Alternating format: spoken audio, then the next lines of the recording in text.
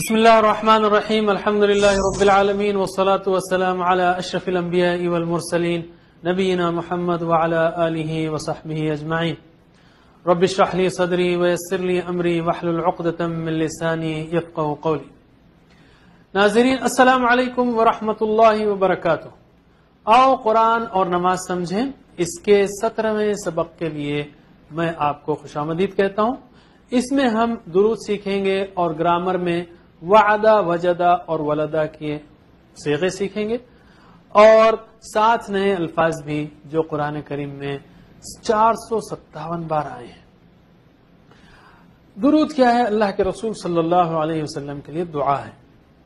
آپ کی دعا، آپ کے لیے دعا کرتے وقت یعنی پورے دل سے پڑھنا ہے تو تھوڑا سا ایک فریکشن آف سیکنڈ میں ہم ذہن کو تیار کر سکتے ہیں. بہت ٹائم نہیں چاہیے، سیکنڈز میں ان کی قربانیوں کو یاد کیجیے. آج ہم 1500 سال بعد، 1500 سال بعد ہزاروں میل دور مسلمان ہیں تو اللہ کے فضل کے بعد آپ کی قربانیوں کے نتیجے میں دن بھر کی تھکن کے باوجود، دعوت کی تھکن دینے کے باوجود، کام کرنا نہیں، دن بھر آپ نے دعوت دی مکے میں مثلا اور ساری زندگی، لیکن ایک مثال دے رہا ہوں میں مکے کی کہ دن بھر کی تھکن کے باوجود آپ صلی اللہ علیہ وسلم نے کسی قبیلے کو شام میں جا کر دعوت دی. جیسے ایک واقعہ آتا ہے کہ ایک قبیلہ آیا تھا مکے کو وزٹ کرنے اور شام میں جا رہا تھا. آپ کو شام میں پتا چلا رات میں، تو آپ نے کہا نہیں میں ان تک جا کر دعوت دوں گا. ایسا نہ ہو کہ وہ چلا جائے اور اس تک دعوت پہنچنے سے رہ جائے. تو ہم میں سے ہر ایک یہ سوچے کہ ہو سکتا ہے مجھے وہ دعوت اس قبیلے سے پہنچی ہو جس کو آپ نے دن بھر کی تھکان کے باوجود جا کر دعوت دی. تو اس طرح سے ہم سوچ سکتے ہیں کہ اللہ کے رسول صلی اللہ علیہ وسلم نے جتنی قربانیاں دی ہیں اس کا ڈائریکٹ احسان مجھ پر ہے. ساری دنیا چھوڑ دیجئے. پڑھتے وقت تصور کیجئے کہ اگر مجھ تک ہدایت نہ پہنچی تو پھر ساری دنیا جنت میں جائے، اس کو لے کے میں کیا کروں گا؟ تو مجھ پر آپ کا احسان ہے. اب اس کے بدلے ہم کیا کر سکتے ہیں؟ آپ کو کھانے پر بلا سکتے ہیں یا کوئی تحفہ بھیج سکتے ہیں؟ کچھ نہیں، صرف دعا کر سکتے ہیں آپ کے لیے. اور یاد رکھیے محمد صلی اللہ علیہ وسلم کو تو اجر ملنے والا ہے ہی، چاہے ہم دعا کریں یا نہ کریں. اصل میں آپ نے جو ہم کو درود سکھایا، محمد صلی اللہ علیہ وسلم نے ہم کو جو درود سکھایا ہے، یہ ہمارے لیے اعزاز ہے، آنر ہے کہ ہم ان کے لیے دعا کریں. مثلا اگر ایک کمپنی کا، ایک مثال دے رہا ہوں، ایک موٹی مثال، ایک کمپنی کا نوکر جھاڑو مارنے والا اگر ایک مینیجر کے لیے اس کے ڈائریکٹر کے پاس سفارش بھیجے ایک مینیجر کے لیے کہ بھئی یہ مینیجر کو ذرا کچھ دے دو، تو یہ اس کے لیے اعزاز ہے لکھنا، ورنہ وہ تو اونچی چیز ہے. اللہ کے رسول صلی اللہ علیہ وسلم تو افضل الانبیاء اور بہترین جو ہے انسان ہے. آپ کو تو ملنے والا ہے. ہماری یہ دعا کرنا ہمارے لیے اعزاز ہے اور الٹا ہمیں اجر ملتا ہے.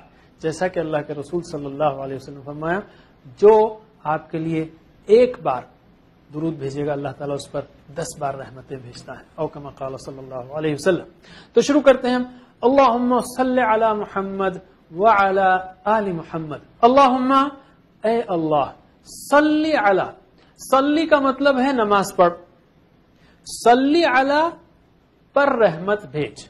دیکھیے جیسے انگلش میں بھی ہے، گیٹ کا مطلب حاصل کرنا، گیٹ ان اندر حاصل کرنا نہیں ہے، اندر آنا. Get out, get on, get, جیسے آپ پریپوزیشن چینج کرتے ہیں ویسے معنی بدلتے ہیں. تو اس میں بھی صلی کا مطلب نماز پر، لیکن صلی علی جب کہیں گے تو پر رحمت بھیج. صلی علی محمد، محمد پر رحمت بھیج صلی اللہ علیہ وسلم. یعنی اے اللہ محمد صلی اللہ علیہ وسلم پر رحمتوں کی بارش فرما، مہربان ہو جا، کام میں برکت دے، نام اور درجات بلند کر. یہ ساری رحمتیں اے اللہ محمد صلی اللہ علیہ وسلم پر بھیج. وعلی آل محمد، وعلی علی محمد، محمد صلی اللہ علیہ وسلم پر. وعلی آل، و یعنی اور، علی یعنی پر، آل یعنی آل، اور آل پر. محمد، محمد صلی اللہ علیہ وسلم کی. وعلی آل محمد، اور آل پر محمد صلی اللہ علیہ وسلم کی. آل سے مراد کون ہے؟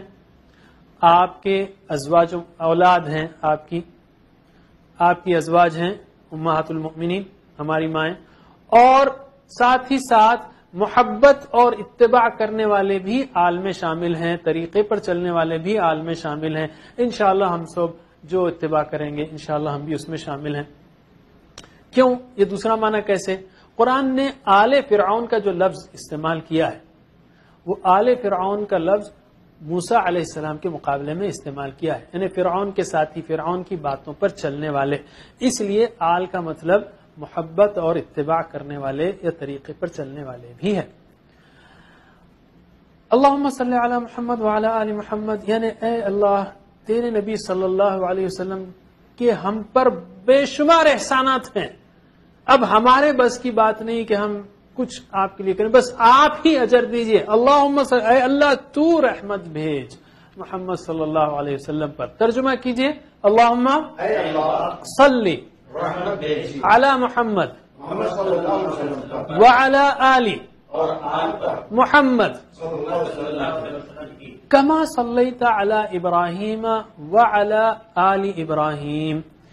کا مطلب ہے جیسے، اور کما کا مطلب ہے جیسے. جیسے صلیتا تو نے رحمت بھیجی، صلی یعنی بھیجی، صلی یعنی رحمت بھیجی. صلی، صلو، صلیتا، صلیتم، صلیتو، صلینا. ہم سیکنڈ شارٹ کورس میں سیکھیں گے، یہ ایڈوانس فارم ہے.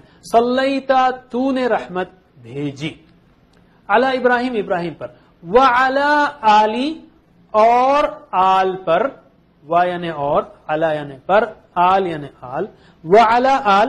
اردو کی ترتیب تھوڑی سی بدلے گی، ہر زبان کی اپنی ترتیب ہے، نہ عربی الٹی ہے نہ اردو الٹی ہے. جیسے ہم کہتے ہیں آئی ایم گوئنگ، میں ہوں جا رہا، نہ انگلش الٹی ہے نہ اردو الٹی ہے، ہر ایک زبان کی اپنی ترتیب ہے. وعلی آلی اور آل پر، ابراہیم ابراہیم کی. کما صلیت علی ابراہیم وعلی آل ابراہیم، جیسے تو نے رحمت بھیجی ابراہیم پر اور ابراہیم کی آل پر. کیا چیز تھی وہ جس کی دعا ہم کر رہے ہیں کہ جیسا تو نے رحمت بھیجی ابراہیم علیہ السلام پر، ان کی آل پر، ویسی رحمت بھیج محمد صلی اللہ علیہ وسلم پر، محمد صلی اللہ علیہ وسلم کی آل پر.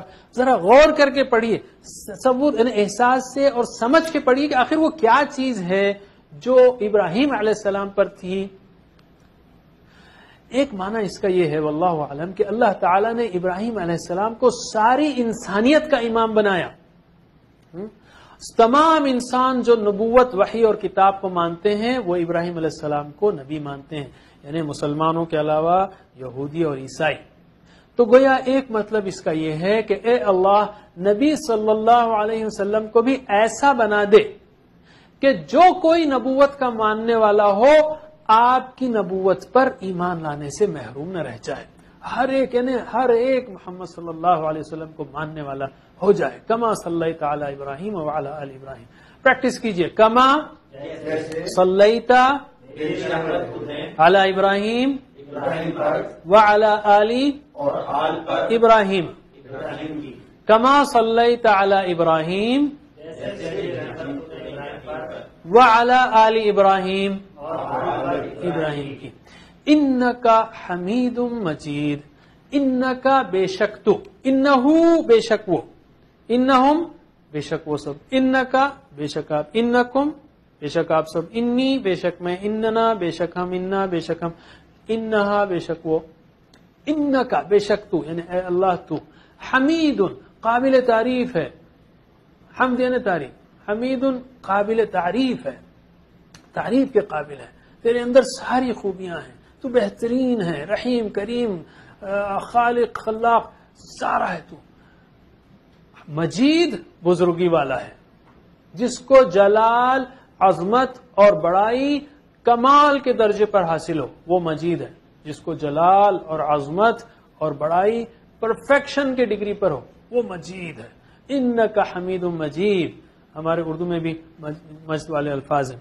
انکا حمید مجید یعنی اے اللہ تو زبردست قابل تعریف ہے کہ تو نے ایسے بہترین پیغمبر کو، رسول کو ہماری طرف بھیجا جنہوں نے اپنی زندگی لگا دی اس دعوت کو پہنچانے میں، کوئی کسر نہیں چھوڑی. الحمدللہ ہم تک یہ پیغام پہنچ گیا.